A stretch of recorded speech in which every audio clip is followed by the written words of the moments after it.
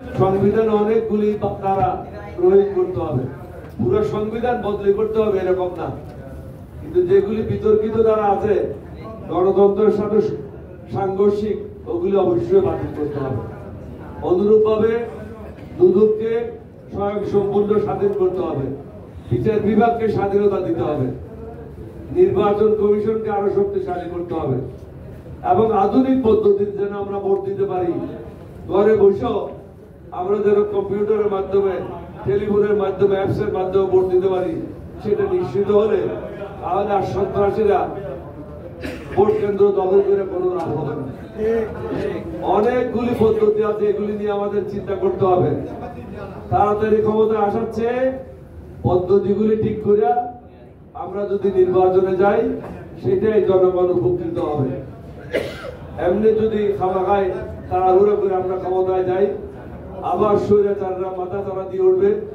আপনারা দেখেছেন সনাতন হিন্দু ধর্মের নামে ছাত্রলীগ, যুবলীগের ছেলেরা তাদের সাথে মিলে সরকারের বিরুদ্ধে মিছিল করেছে।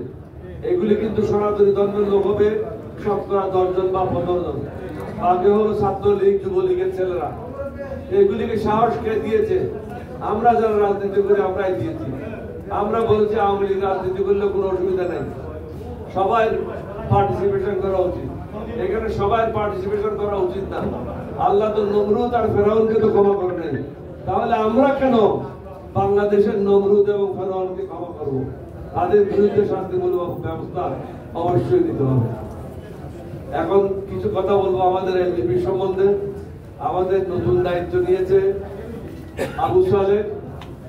আমরা আশা করব আপনারা যারা এলজিপির সদস্যরা আছেন, আপনাদের মধ্যে ঐক্য থাকবে।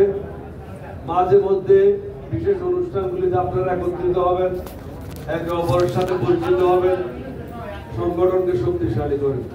সংগঠন যদি শক্তিশালী না হয়, সংগঠন যদি না থাকে, সেই দলের কোনো মূল্য থাকে না। আমরা গত 26 তারিখ কাউন্সিল মিটিং করেছি ঢাকাতে। আমরা আশা করেছিলাম 2500 থেকে